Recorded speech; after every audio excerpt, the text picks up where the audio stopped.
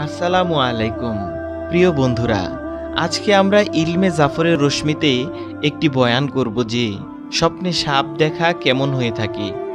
জাফর সাদিক রহমাতুল্লাহ আলাই বলেছেন, সাপ শত্রুর দিকে ইশারা করে থাকে। যদি আপনি সাপ ঘরে দেখে থাকেন তাহলে আপনার শত্রু ঘরের মধ্যেই আছে। যদি সাপ আপনাকে কামড়ে দেয় তাহলে আপনার লোকসান করে ছাড়বে এবং সেখানে সফলও হবে।